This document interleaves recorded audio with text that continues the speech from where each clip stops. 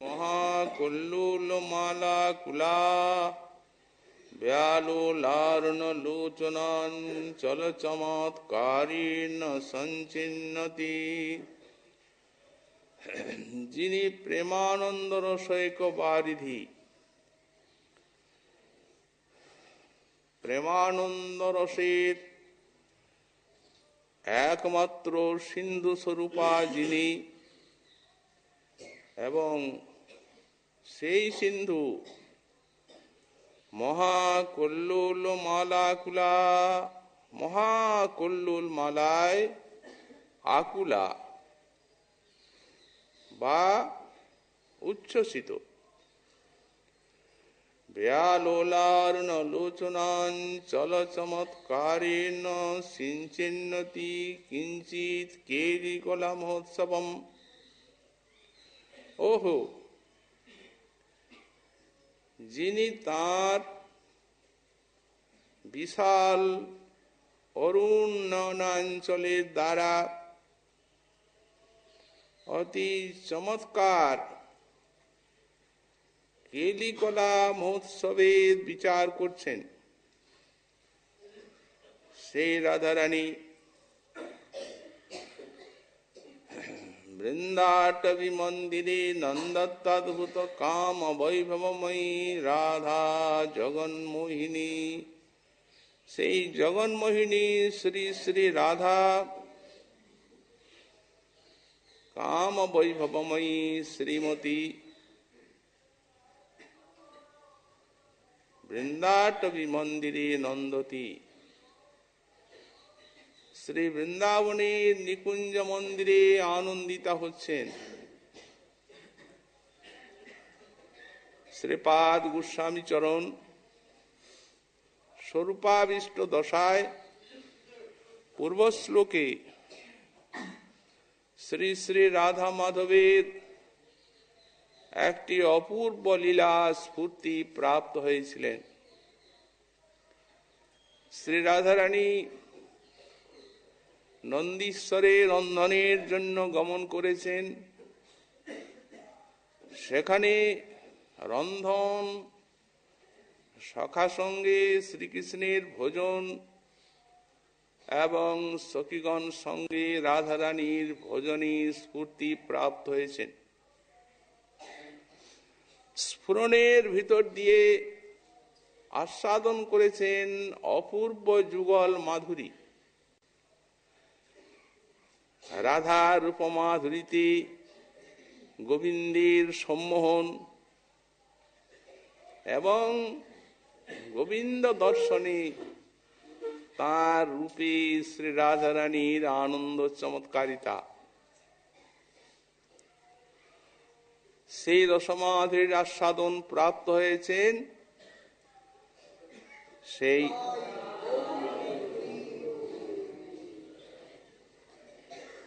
যুগল মাধুরী আস্বাদনের সঙ্গে সঙ্গে নিহিত আছে কিঙ্করী রূপে শ্রী রাধা মাধবীর অপূর্ব সেবা। তারপর স্ফূর্তির বিরাম হয়ে যায়। স্ফূর্তির বিরাম যেন এক আনন্দ মন্দাকিনীর থেকে মরুভূমিতে এসে পড়লেন, এমনি ব্যথা জাগল। এই স্ফুরণের আস্বাদনটিকে অতি চমৎকার করার জন্যই মাঝে মাঝে প্রেমিকগণের স্ফুরণের বিরাম হয়। কারণ মহাজন বললেন, ন বিনা বিপ্রলম্বেন সম্ভোগ পুষ্টিমশ্নুতে। বিরহ ব্যতীত কখনোই সম্ভোগ রসের আস্বাদন চমৎকারিতা জাগে না। এই জন্যই মধ্যে মধ্যে স্ফূর্তির বিরামে ওই হাহাকার এবং বেদনা ভোগ স্ফুরণে যেমনি আস্বাদন, স্ফূর্তির বিরামে তেমনি বেদনা, তেমনি হাহাকার। এইরূপ প্রেমিকের কি বিরহে, কি মিলনে শ্রী রাধারানীর কৃপায় একটা অবিচ্ছিন্ন স্ফুরণ ধারা চলতে থাকে। এই অবস্থাটি দেখে ভগবানও চমৎকৃত হন। ভক্তের প্রেম চেষ্টা দেখি কৃষ্ণের চমৎকার, কৃষ্ণ যার অন্ত না পায় জীব কোন ছাড়। প্রেমিক ভক্তের এই যে প্রেমের আনন্দ বেদনার রস, এ দেখে কৃষ্ণের হৃদয়েও চমৎকারিতা জাগে। শুধু চমৎকারিতাই নয়, কৃষ্ণ যার অন্ত না পায় সেখানে জীব কোন ছাড়। এই যে প্রেমের ওঠানামা, প্রেমের যে বিলাস বৈচিত্র্য, প্রেম কিভাবে ভক্তের হৃদয়কে আনন্দ বেদনায় আন্দোলিত করছে, এ প্রেম শ্রী ভগবানকে অন্তরে চমৎকারিতা জাগায়। এই জন্যই বলা হয়েছে ভক্তের না চায় প্রেমা, কৃষ্ণের না চায়। আর আপনি নাচয়ে এই নাচে তিন ঠাঁই, প্রেম, ভক্ত আর ভগবান। এদের এক অপূর্ব নটন মাধুরী আছে। প্রেম নিজেও নাচছে, ভক্তকেও নাচাচ্ছে, আর কৃষ্ণকেও নাচাচ্ছে। সেখানে জীব কোন ছাড়। তাই ভক্তভাব অঙ্গী করে তাহার সাধিতে। ভক্তের প্রেম চেষ্টা বুঝতে পারেন না, কৌতূহল জাগে।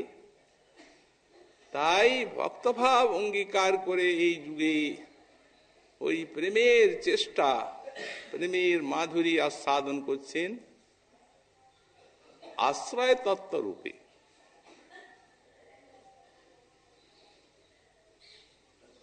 গোস্বামী পাদির কি সাধক দশায়, কি স্ফুরণ দশায় অবিচ্ছিন্ন স্বরূপের আবেশ।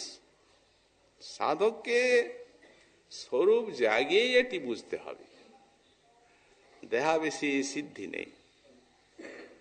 সনাতন গোস্বামী পাদ মহাপ্রভুর নিকট প্রশ্ন করেছিলেন, কে আমি, আমারে কেন যারে তাপত্রয়, ইহা নাহি জানি মোর কইছে হিত হয়। মহাপ্রভু বললেন, জীবের স্বরূপ হয় কৃষ্ণের নিত্য দাস। কৃষ্ণের তটস্থা শক্তি ভেদাভেদ প্রকাশ। কৃষ্ণ ভুলি সেই জীব অনাদি বহির্মুখ, অতএব মায়া তারে দেয় সংসার বুক। এটা একটা সার্বজনীন উত্তর। গৌড়ীয় বৈষ্ণবের কিন্তু আমি কৃষ্ণ দাস, এই অভিমানও প্রাণ জুড়াবে না। রাধা রানীর দাসীর অভিমান চাই কেন? তাহলে মহাপ্রভু যে বললেন কৃষ্ণ দাস, আরো বলা হয়েছে কৃষ্ণ দাস অভিমানী যে আনন্দ সিন্ধু, কোটি ব্রহ্ম সুখ নহি তার এক বিন্দু। বললেন ব্রহ্ম সুখ না হতে পারে, কিন্তু সেই কৃষ্ণদাস অভিমান মানেরও বহু উচ্চ কোটির রাধা দাসিত্বের অভিমান। কেন? ওই যে মহাপ্রভু বললেন, তাতে কৃষ্ণ ভজে করি গুরুর সেবন। শ্রী গুরুপাদ পদ্ম আমাদিগকে তো কৃষ্ণ দাসের পরিচয় দেন নাই, আমাদের স্বরূপের পরিচয় দিয়েছেন রাধা দাসী।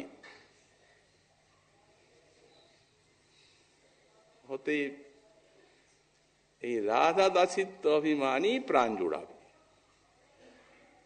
রূপে গুণে ডগমগী সদা হব অনুরাগী, বসতি করিব সখা সখীর মাত, আত্মানং চিন্তয়িত্রত্র তাসাং মধ্যে মনোরমাম। রূপ যৌবন সম্পন্নাং কিশোরী প্রমদাকৃতিম। সুতরাং স্বরূপ জাগিয়ে স্বরূপের অভিমান যথাসম্ভব বুকে নিয়ে আস্বাদন করতে হবে রাধারস সুধানিধি। কারণ যিনি লিখেছেন, যার রসদগার, এখন তার বুকে রাধা দাসিত্বের শাশ্বত অভিমান। সুতরাং সেই রসদগারে যদি রসাস্বাদন করতে হয় তবে কি দেহাবেশ নিয়ে হবে?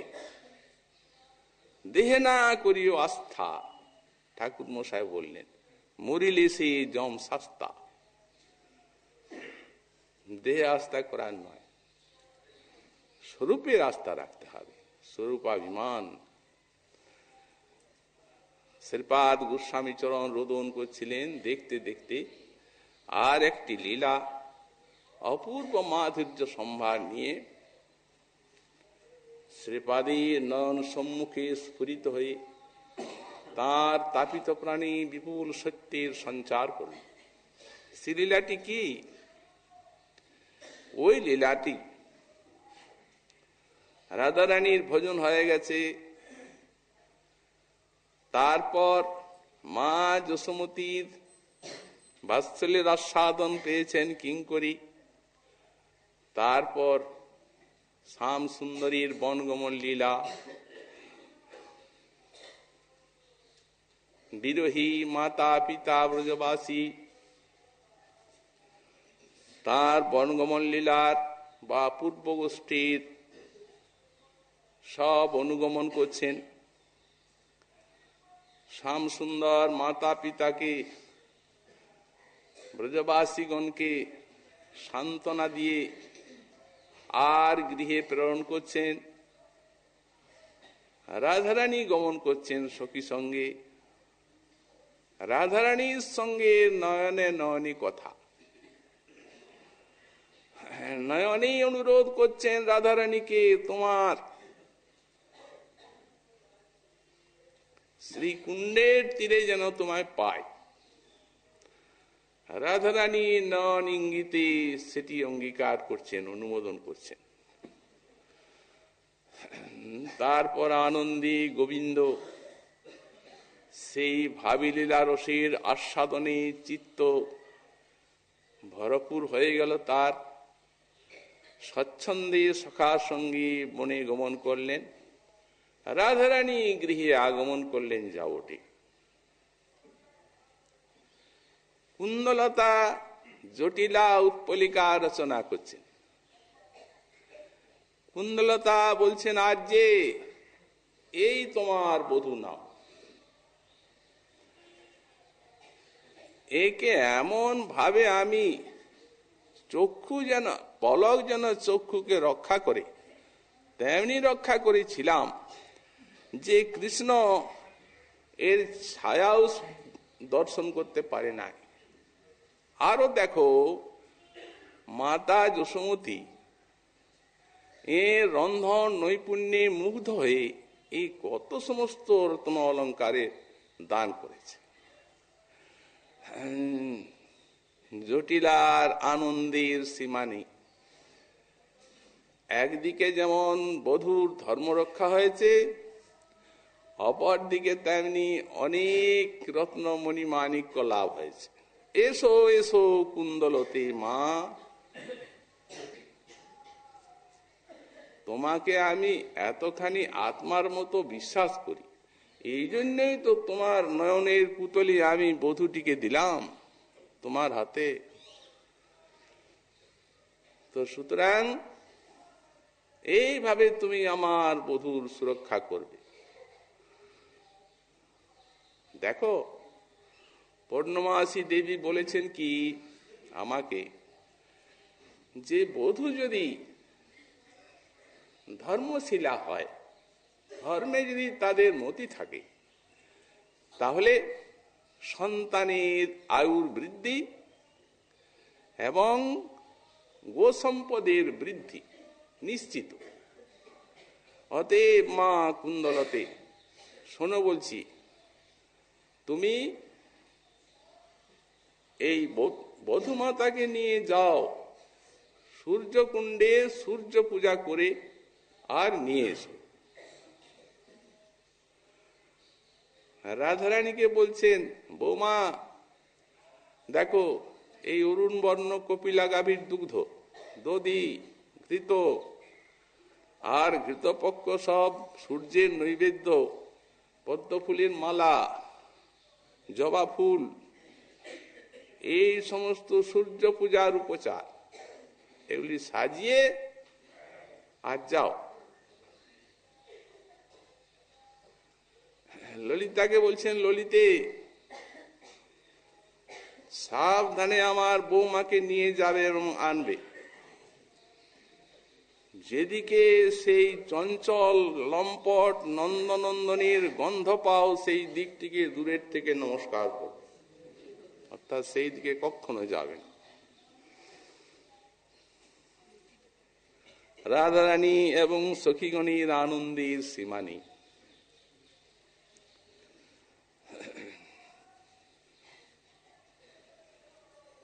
কুণ্ডলতা বলছেন, আজ যে আপনি স্বেচ্ছায় নিজ কার্যে মনোনিবেশ করুন, কোনো চিন্তা নেই। এই আপনার আদেশ অক্ষরে অক্ষরে আমরা পালন করব। কুণ্ডলতে যাও, সপ্তপুত্রবতী হও। গোস্বামীপাদ বললেন, ব্রজনার্য প্রসূতিকা, ব্রজনারীর কোনো পুত্র নেই, মহাভাবীর দেহ, প্রেমীর স্বরূপ দেহ, প্রেম বিভাবিত। সকলে আনন্দমণি গৃহে গেলেন। দাসীগণ রাধারানীর চরণ ধৌত করলেন, কেউ পাদ সম্বাহন করছেন, কেউ বা বেজন করছেন, কেউ বা শ্রীঅঙ্গ মুছে দিচ্ছেন, বিবিধ প্রকার কালোচিত সেবা। তারপর বস্ত্র পরিবর্তন করে ঈশ্বরী একটু বিশ্রাম করে ওই শ্রীকৃষ্ণের জন্য বিবিধ সব মিষ্টান্নাদি নিজের হাতে তৈরি করছেন, সাজিয়ে রাখছেন, সূর্য পূজার উপহার যা জটিলা বলেছিলেন সবই সাজাচ্ছেন। তারপরে মাঝখানে তো বিস্তার লীলা, বৃন্দা দেবী নর্মদাকে পাঠাচ্ছেন, রাধারানী সখীগণ সব শ্রীকৃষ্ণের যে বনগমন লীলা সব তার কাছে শুনছেন। তারপর রাধারানী সন্ধান নেওয়ার জন্য তুলসীকে পাঠাচ্ছেন। এইরূপ বিবিধ দীর্ঘ লীলার সমাবেশ এখানে আমরা সংক্ষেপে বলছি। ওদিকে তুলসী এবং ধনিষ্ঠা তারা কৃষ্ণকে রাধাকুণ্ড তটে প্রেরণ করে সমাচার রাধারানীর নিকটে এনে দিচ্ছেন। কৃষ্ণের লীলা শ্রবণ করে শ্রীমতীর পঞ্চেন্দ্রিয়ের আকর্ষণ। বিশাখার হাতে ধরে রোদন করছেন, সৌন্দর্যামৃত সিন্ধু ভঙ্গ ললনা চিত্রাদ্রি সংপ্লাবক কর্ণানন্দী সুরম্য রম্য বচন কোটিন্দু সীতাঙ্গক সৌরভ্যামৃত সংক্লিবাবৃত জগৎ পীযূষরম্যাধর স গোপেন্দ্র সুত কর্ষতি বলাৎ পঞ্চেন্দ্রিয়ান্যালিমে। পঞ্চেন্দ্রিয়ের আকর্ষণ শ্রী রাধার। এই ভাব আস্বাদন করছেন গম্ভীরায় মহাপ্রভু। একদিন প্রভু জগন্নাথ দর্শনের জন্য গমন করেছেন। সেদিন জগন্নাথে হেরে সাক্ষাৎ ব্রজেন্দ্রনন্দন প্রভু দেখছেন। সেই জগন্নাথের মূর্তি আর নাই, বলদেব সুভদ্রাকে দেখতে পাচ্ছেন না, ওই মোহন মুরলীধারী রূপটা দেখছেন। আচম্বিতে স্ফুরে প্রভুরে কৃষ্ণের পঞ্চগুণ, কৃষ্ণের শব্দ স্পর্শ রূপ রস গন্ধ, এই পাঁচটা এককালে স্ফুরিত হল। পঞ্চগুণে করে পঞ্চেন্দ্রিয় আকর্ষণ মহাপ্রভু রাধারানীর ভাব। পঞ্চগুণে পঞ্চেন্দ্রিয়কে আকর্ষণ করছে, শব্দ স্পর্শ রূপ রস গন্ধে। এই পঞ্চগুণে এককালে পঞ্চেন্দ্রিয়ের টানে টানাটানি প্রভুর মন হইল অজ্ঞানী। এককালে যদি পাঁচ দিকে কাউকে আকর্ষণ করা যায় তাহলে তার অবস্থাটা কি হয়? আর কারো আকর্ষণ কম নয়। সুতরাং এই পাঁচটি কৃষ্ণের গুণে পঞ্চেন্দ্রিয়ের দিকে প্রভুর মনকে আকর্ষণ করছে। একা মন কোন দিকে যায়? টানা টানি প্রভুর মন হইল অজ্ঞানী। যারা সঙ্গী আছেন প্রভুর দশা দেখছেন, ও কোন একটি অনির্বচনীয় কষ্টকর দশায় পড়েছেন মহাপ্রভু। হেনকালে ঈশ্বরের উপলভোগ লাগিল, ভক্তগণ যত্ন করি প্রভুরে ঘরে লইয়া আইল। গৃহে নিয়ে এলেন, মহাপ্রভু রোদন করছেন। পাঁচটি গুণ পাঁচ দিকে টানছে মনকে, কোন দিকে যাবে? কোনটা তো কম নয়। এই শ্লোকটি পাঠ করছেন স্বরূপ দামোদর, রামানন্দ রায়, ললিতা বিশাখা মনে করে, আর স্বয়ং অর্থের আস্বাদন করছেন। সখীরে কৃষ্ণ রূপামৃত সিন্ধু, তাহার তরঙ্গ বিন্দু, সেই বিন্দু জগৎ ডুবায়। কৃষ্ণ তো সৌন্দর্যামৃতের সিন্ধু, কত কত তরঙ্গ, তার তরঙ্গের একটা বিন্দু বিশ্বকে ডোবায়।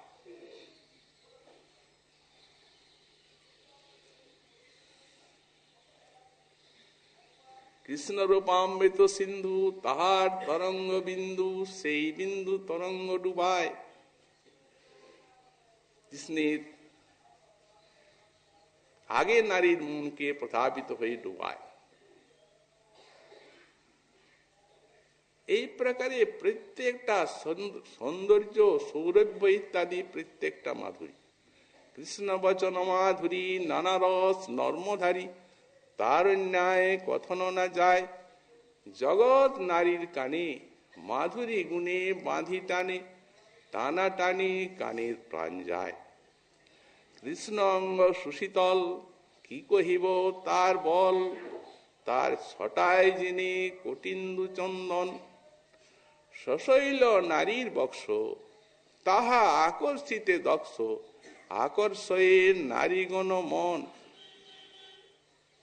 কৃষ্ণের ধনামৃত, তাহে কর্পূর মন্দস্মিত, সমাধুর্যে হরে নারীর মন। ছাড়ায় অন্যত্র লোভ, না পাইলে মনক্ষোভ, ব্রজ নারীগণের মূলধন। এই ভাব শ্রী রাধারানীকে সান্ত্বনা দিচ্ছেন। ধনিষ্ঠা তুলসী, চলো কুণ্ডের তটে, তোমার প্রিয়তম তোমার অপেক্ষা করছেন। সখীগণ সঙ্গে ঈশ্বরী অভিসার করছেন। এই অভিসার ব্রজবালাগণের রসের পরাকাষ্ঠা। শ্যাম রূপের যে অফুরন্ত আকর্ষণ, তারই নিদান হচ্ছে এই অভিসার। সেই সামরূপ জাগয়ে মরমে, কিবা নিশি কিবা দিশি, শয়নে স্বপনে। এই যে ব্রজবালার হৃদয়ে সামরূপের অফুরন্ত জাগরণ, এই হচ্ছে তাদের এই অভিসারের নিদান বা হেতু। থাকতে পারেন না, দুর্বার আকর্ষণে শ্যাম সিন্ধুর দিকে ধাবিত হন। আমাদের শ্রী গোস্বামীপাদ অভিসারিকা রাধাকে দৃষ্টান্ত দিয়েছেন সুরতরঙ্গিনী গঙ্গার সঙ্গে। বর্ষার গঙ্গা, বর্ষাকালে যখন গঙ্গায় পলল ধারায়, যখন গঙ্গার বুক প্লাবিত হয়ে যায়, তখন ওই তরঙ্গের পর তরঙ্গ তুলতে তুলতে ওই সমুদ্রের দিকে ছুটে যাওয়া ছাড়া আর গঙ্গার আত্মভার মোচনের কোনো উপায়ই থাকে না। দুই কুল প্লাবিত করতে করতে চলে। তো তেমনি এই রাধা সুর তরঙ্গিনীর এই ভাবের তরঙ্গ তুলতে তুলতে ওই শ্যাম সিন্ধুর দিকে অভিসার। কত শক্তিময়, কত প্রেমময়, কত অনুরাগময় এই অভিসার। দ্বিপ্রহর কাল, গ্রীষ্মের সময়, মা তহি তপন তপত পথ বালুক, আতপ দহন বিথার, ননিক পুতলি তনু চরণ কমল জনু, দিনহি কয়ল অভিসার। হরি হরি প্রেমক গতি অনিবার, কানুক দরস রসে পরবশ রসবতী, বিছুরল সবহু বিচার। উন্মাদিনী সব বিচার ভুলে গেছেন। কি করে যাবেন, কোথায় যাবেন? গুরুজন নয়ন পাশগণ বারণ মারুত মন্ডল ধুলি, তা সয়ে মেলি চলল বর রঙ্গিনী, পতি গেহ নিয়ে তহি ভুলি। কত কত বিঘ্ন দেখা দিল, বিঘ্ন কি করবে? কত কত বিঘিনী জিতলি অনুরাগিনী, সাধলি মনসিজ মন্ত্র, গোবিন্দ দাস কহে অব সমুজৌ হরিশয়ে রসময় তন্ত্র। চলেছেন রাধারানী কৃষ্ণময়ী, কৃষ্ণ যার অন্তরে বাহিরে, যাহা যাহা নেত্র পড়ে তাহা কৃষ্ণ স্ফুরে। বনসভা দেখে অস্থির হয়ে পড়েছেন। সর্বত্র কৃষ্ণের স্ফূর্তি। সহসা বক্র নয়নী, হরধনুর মতো নয়নটিকে বঙ্কিম করে আর ধনিষ্ঠাকে বলছেন, ধনিষ্ঠে এই দেখাবার জন্য তুমি এখানে নিয়ে এলে? ধনিষ্ঠা বলছেন, কি, কোথায়? তুমি সম্মুখে দেখতে পাচ্ছ না? একটি তমাল তরু কনকলতায় বেষ্টিত, আর দৈবযোগে একটি ময়ূর উপরে পাখা মেলে নাচছে। কৃষ্ণ স্ফূর্তি হয়ে গেছে। ওই লতাটি অন্য নায়িকা স্ফুরণ, আর ময়ূরটি ময়ূর কুচ্ছে স্ফূর্তি, তমালটা কৃষ্ণ। যাহা যাহা নেত্র পড়ে তাহা কৃষ্ণ স্ফুরে। তুমি কি অন্ধা হয়ে আছো? সম্মুখে সেই নটিনী আর নটের নৃত্য দেখতে পাচ্ছ না? সখীগণ সব বুঝতে পারলেন ব্যাপারটা। ধনিষ্ঠা বলছেন, ললিতে চলো এইগুলি কৃষ্ণের নিকটে বলবো। হাসছেন সব সখীগণ। তখন বুঝতে পারলেন এটা তার ভ্রান্তি। তখন গাছও দেখতে পেলেন, লতাও দেখতে পেলেন। তো এই প্রকার বিচিত্র প্রেমের তরঙ্গ তুলতে তুলতে রাধারানী চলেছেন। সেইটিকেই গোস্বামীপাদ এখানে বর্ণনা করছেন। প্রেমানন্দ রসৈক বারিধি মহাকুল্লোল মালাকুলা। রাধারানীকে একটা সমুদ্রের মতো মনে করছেন গোস্বামীপাদ। কিসের সমুদ্র? প্রেমানন্দ রসৈক বারিধি। প্রেমানন্দ রস কখন হয়? রস মানে আস্বাদ্য হতে হতে কত দূর ওঠে এই প্রেম। প্রেম ক্রমে ভারী হয়, স্নেহ মান প্রণয়, রাগ অনুরাগ ভাব মহাভাব হয়। দৃষ্টান্ত দেওয়া হচ্ছে, জয়ীছে ইক্ষু বীজ, রস গুড় খণ্ড সার। শর্করা সীতা মিশ্রি উত্তম মিশ্রি আর ইহা জয়ীছে ক্রমে উত্তম, ক্রমে বাড়ে সার। এগুলি যেন ক্রমে উত্তম হয়ে যায়, ক্রমে আস্বাদন বাড়ে, তেমনি এই প্রেম প্রেমানন্দটি স্নেহ মান প্রণয় রাগ অনুরাগ মহাভাব, এইখানেই পরাকাষ্ঠা। কিন্তু ইক্ষু যখন রস হয় তখন আর সেই ইক্ষুটাকে পাওয়া যায় না, রসটাই পাওয়া যায়। সেই রসটা যখন গুড় হয় তখন গুড়টাই পাওয়া যাবে, আর রসটাকে পাওয়া যাবে। যখন চিনি হয় তখন চিনি পাওয়া যাবে, মিছরি হলে মিছরি পাওয়া যাবে। তাহলে এই দৃষ্টান্তের দ্বারা ব্রজগোপীগণে মহাভাবী থাক, প্রেম স্নেহ মান প্রণয় রাগ অনুরাগ থাকবে কেন? বললেন না, এইরকম নয় এই জিনিসটা, সব দৃষ্টান্তটা তো এখানে খাটে না। অতএব এদের যুগপৎ এই প্রেম সিন্ধুতে প্রেম আছে, স্নেহ আছে, মান আছে, প্রণয় আছে, রাগ আছে, অনুরাগ আছে, মহাভাব আছে, সবগুলির কার্য আছে। সবগুলি বিচিত্র। যেমন এখানে বলছেন কি, প্রেমানন্দ রসৈক বারিধি মহা কল্লোল মালাকুলা। কল্লোলগুলি কি? কল্লোল মালা, তার মানে বিচিত্র তরঙ্গ, ছোট বড়। যেমন সমুদ্র অনেক তরঙ্গে ব্যাপ্ত থাকে, তেমনি এর যে প্রেম সিন্ধু, সেগুলি প্রেম স্নেহ মান প্রণয় বিভিন্ন সব ছোট বড় তরঙ্গে ব্যাপ্ত। এখানে প্রেমানন্দ রসৈক বারিধি একটা এক শব্দ আছে। এই এক শব্দের সূচনা হচ্ছে মাদন ভাবকে। তার কারণে এই মাদন মহাভাবটি একমাত্র রাধারানীরই আছে, আর কারোর মধ্যে নাই।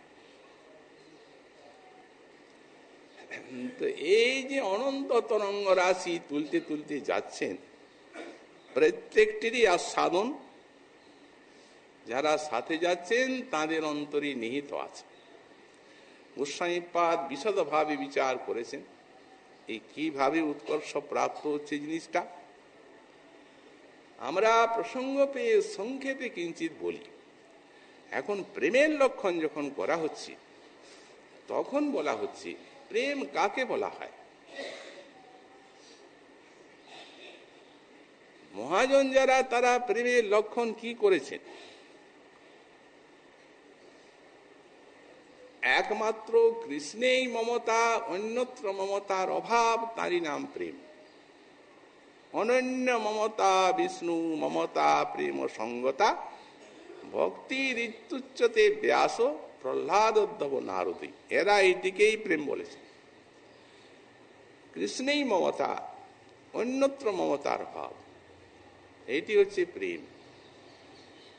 কিন্তু গোপী সঙ্গে গোপীনাথের প্রেম পরস্পর এইরূপ নয়, এটার অন্য সংজ্ঞা আছে। গোস্বামীপাদ প্রেমের সংজ্ঞা দিচ্ছেন সর্বথা ধ্বংসরহিতম সত্যপি ধ্বংসকারণী, যদ্ভাব বন্ধন জুনু বুধই প্রেমা নিগদ্যতে। বললেন গোপী সহ গোপীনাথের প্রেম ধ্বংস হবার বহু কারণ আছে। যেহেতু প্রেম মানে ভালোবাসা, এরা কুলবতী বালা, কুলের বাধা, আত্মীয় স্বজনের বাধা, দেহের বাধা, শত শত বাধা। এগুলি সব এই ভালোবাসাকে ধ্বংস করার এক একটি বড় কারণ। কিন্তু সত্যপি ধ্বংস কারণে যদ্ভাব বন্ধন জুনু, যেমন হস্তিকে মেরে আর হস্তির মগজটি খেয়ে সিংহ পুষ্ট হয়, তেমনি যখন এদের প্রেম ধ্বংসের হেতুগুলি আসে, তখন এদের বলবান প্রেম সেই হেতুটিকে ধ্বংস করে আর স্বয়ং পুষ্ট হয়ে থাকে। যত বাধা তত প্রেমের বৃদ্ধি। এই বাধাই মহাভাব পর্যন্ত নিয়ে গেছে, তা না হলে মহাভাব হতো না। মহাবীর লক্ষণী গোস্বামীপাদ তাই বলেছে। তো সেই যে প্রেম, সেটি আর্য পরমাঙ্কাষ্টাং প্রেমাচিদ্দীপ দীপন হৃদয়াং দ্রাবণ্যে সস্নেহ ইত্যভিধীয়তে। এই প্রেম যখন একটা শ্রেষ্ঠ কক্ষে আরোহণ করল, পরমাঙ্কাষ্টাম, এবং চিত উপলব্ধির প্রকাশক হল, তখন তার নাম হলো স্নেহ। অন্যান্য মহিষীগণও স্নেহ আছে, রাগ আছে, কিন্তু এই লক্ষণযুক্ত না। এই যে প্রেমটি, এই প্রেমটি স্নেহ হচ্ছে, তো এর তুলনা নাই, বহুত কষ্টপ্রাপ্ত। হৃদয়টিকে দ্রবিত করছে যখন, তখন তার নাম স্নেহ। মহাজন বললেন, অত্র দিতে ভবে জাতু ন তৃপ্তি দর্শনাদিশ। এই স্নেহ যখন এলো, তখন আর কৃষ্ণের দর্শনাদিতে তৃপ্তিজাত হয় না। এই ভাব বুকে নিয়ে ব্রজবালা বলেন, জনম অবধি হাম রূপনে হারিনু নয়ন না তিরপিত ভেলো লাখ লাখ যুগ হিয়ে হিয়ে রাখিনু তবু হিয়া আমার জুড়ন না গেল।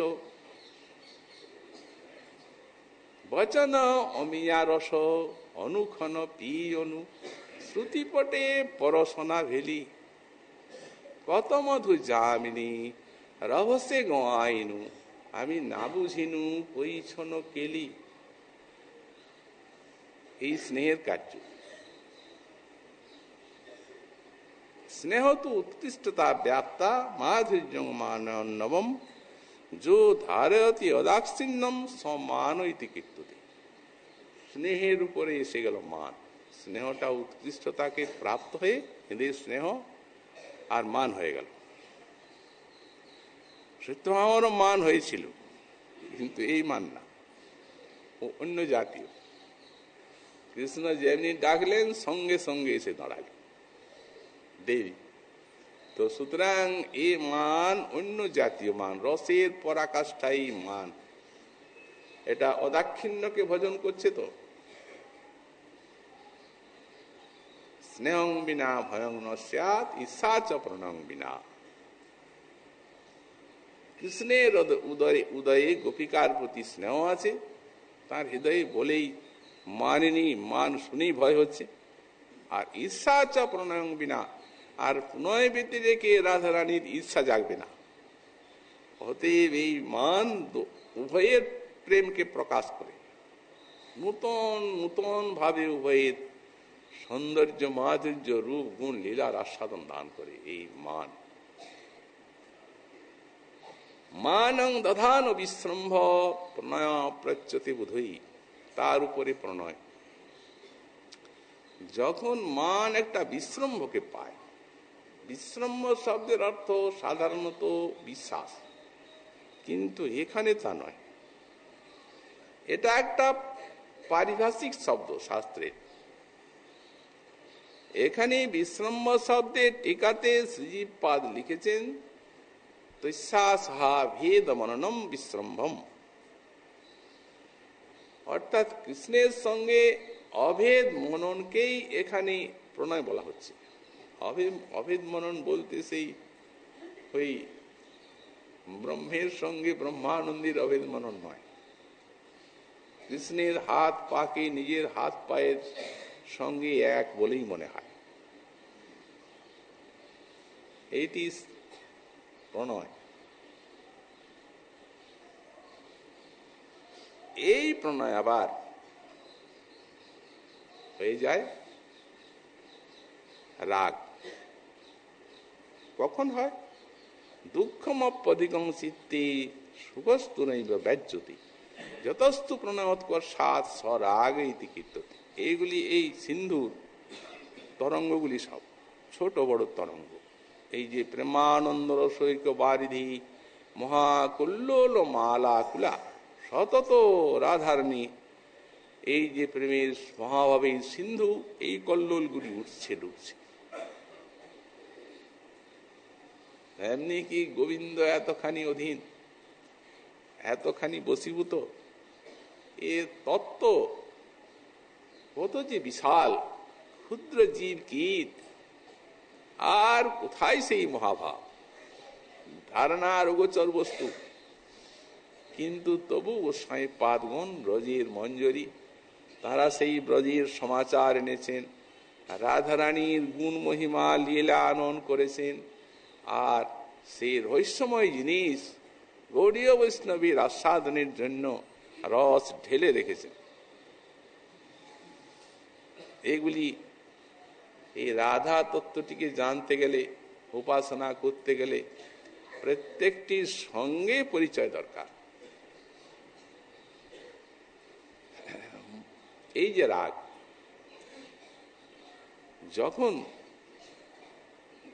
অতিশয় দুঃখকে সুখরূপে অনুভূত হয়, তখন সেই প্রণয়টি রাগ রূপে পরিণত হয়, অতিশয় দুঃখ সুখরূপে পরিণত হয়। গোস্বামীপাদ সবগুলিরই দৃষ্টান্ত দিয়েছেন, সে তো অনেক বিশদ, আমরা সংক্ষেপে বলে যাচ্ছি। এই রাগটি হয়ে যাবে অনুরাগ। সদানুভূতমপি য কুর্যাৎ নব নব প্রিয়ম রাগো ভবৎ নব নব সোনুরাগ ইতিজ্যতে। রাগ যখন অভিনব হয়ে, নূতন নূতন হয়ে, আর সর্বদা অনুভূত কৃষ্ণকে নূতন নূতন অনুভব করায়, তখন তার নাম হয় অনুরাগ। এই অনুরাগের কয়েকটি কার্য আছে। পরস্পরং বশী ভাব প্রেম বৈচিত্র্যং তথা বিপ্রলম্বে সবিস্ফূর্তি ইত্যাদ্যাসুরিহ ক্রিয়া। ইহ এই অনুরাগের তিনটি ক্রিয়া আছে। একটা পরস্পর বশী ভাব, পারস্পরিক বশ্যতা। এইখানে ব্যাখ্যাকার বলছেন, আমরা দেখতে পাই প্রেম স্তরেই ভক্ত ভগবানের পরস্পরের বশ্যতা হয়। কারণ ভাগবতে ভগবান শ্রী বৈকুণ্ঠদেব বললেন, সাধব হৃদয়ং মজ্জং সাধুনাং হৃদয়ন্তম। এই তো পরস্পরের বশ্যতা। তো এখানে স্নেহ, মান, প্রণয়, রাগ, অনুরাগ, সেইখানে পরস্পর বশীভাবও কি করে আসতে পারে? তাহলে প্রেমের সঙ্গে সাংকর্য হয়ে যাচ্ছে, সমান হয়ে যাচ্ছে অনুরাগটা। অথচ প্রেম উৎকর্ষ পেতে পেতে এত উঁচুটে উঠেছে। ব্যাখ্যাকার বললেন, না, ওটা দাস্য সখ্য বাৎসল্যাদি প্রেমের, মধুরের নয়। কারণ বললেন, যেহেতু ব্রজের গোপীগণের কৃষ্ণের তো হবে প্রেম অবস্থায় বশ্যতা, কিন্তু এদের যে অন্তরে বাম্য, তারপরে ঈর্ষা ইত্যাদি, এইগুলি বাধা দেয়। তারপরে ওই ভাব গোপন, এইগুলি বাধা দিয়ে থাকে। এই জন্য ভিতরে থাকলেও বোঝা যায় না কিছু। কিন্তু অনুরাগ যখন আসে, অনুরাগ অতি তৃষ্ণাময়ী, তখন এই তৃষ্ণাময়ী অনুরাগ সবকে ধুয়ে দেয়, যতগুলি বাধা বিঘ্নকে ধুয়ে দেয়। এই জন্যই পরস্পর বশী ভাব। প্রেম বৈচিত্র্য হচ্ছে সেই তৃষ্ণাময়ী। গোবিন্দের কোলেও সেই রাধারানী আর গোবিন্দকে দেখতে পান না, এক বিচিত্র ভাব। গোবিন্দ আত্মহারা, সখীগণ আত্মহারা, এটা অনুরাগের ক্রিয়া। মানে পিপাসাময়ী অনুরাগ যখন বুদ্ধিটা যখন সূক্ষ্ম করে দেয়, তখন যেমন একটা সূক্ষ্ম সূচের ওই ক্ষুদ্রতম ছিদ্রে এক গাছি সুতো গলবে, দু গাছি গলবে না।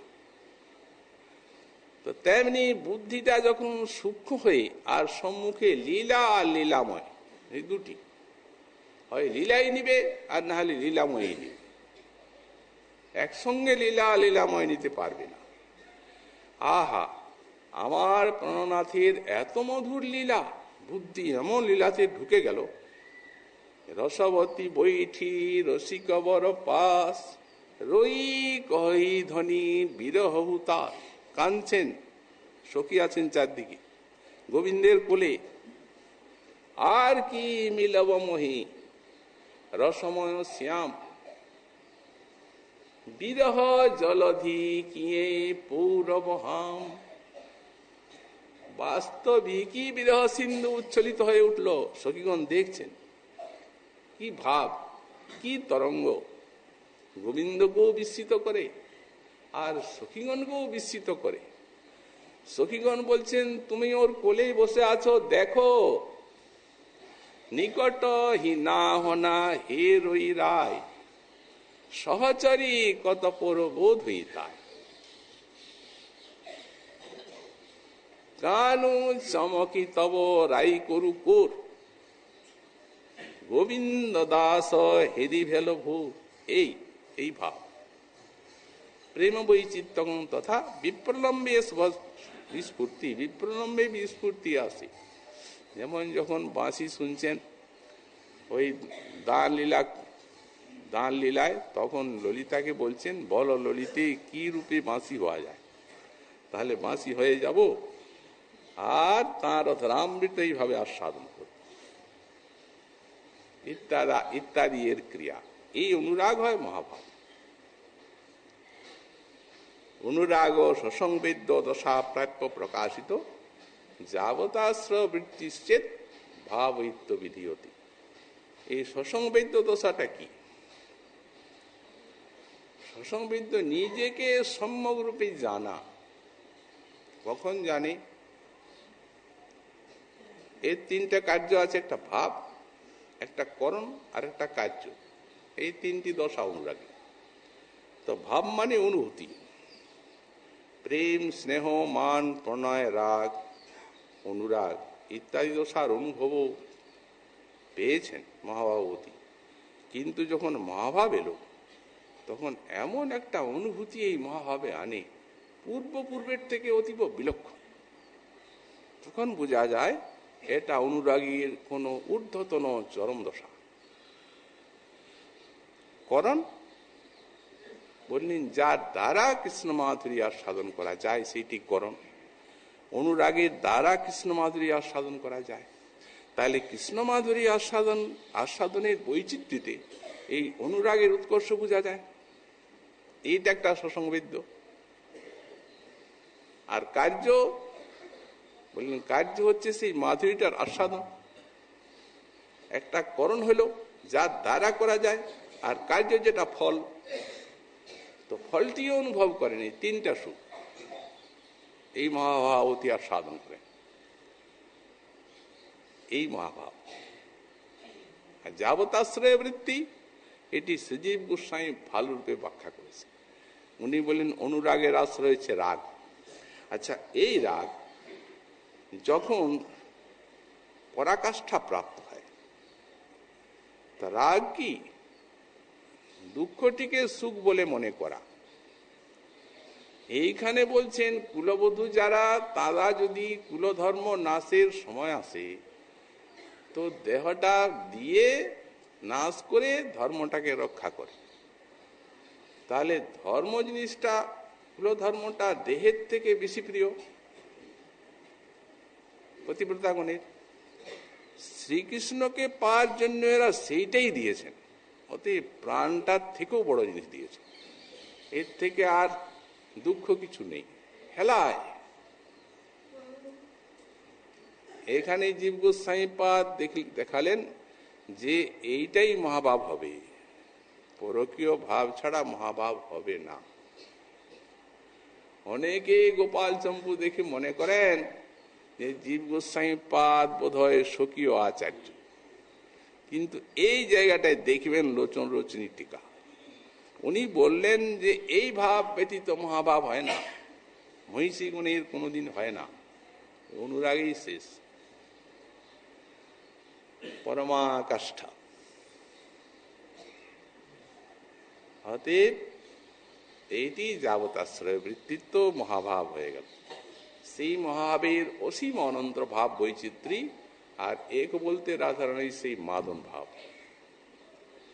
এটা এমন ভাব পরাকাষ্ঠার যে মদন সাক্ষাৎ প্রাকৃত নবীন মদন তিনিও জানেন না, সুকমুনি বলতে পারেন নাই এই মাদন ভাবের কোন ক্রিয়া, ভরতমুনি তো কোথায় নেই। রাজতি হ্লাদিনী সারো রাধাং এবজস্তা, একমাত্র রাধারানী জানেন, আর এই রাধারানীতেই মদন ভাব থাকে। তো সুতরাং এই হচ্ছে সমস্ত প্রেমানন্দ সিন্ধুর ঢেউ, ছোট অনন্ত তরঙ্গ তুলতে তুলতে আর ঈশ্বরী এই অভিসার করছে। তারপর সেই ঈশ্বরীর শ্রীকুণ্ডে আগমন, শ্রীকৃষ্ণের সেই মিলনানন্দ লাভ বর্ণনা করছেন গোস্বামীপাদ। শ্রীমন মহাপ্রভুর কৃপা হলে আগামীকাল আবার সেই বিষয়ে আমরা সাধন করব। আজকে আমাদের শ্রী রাধার সুধানিধি কথার এখানেই বিশ্রাম।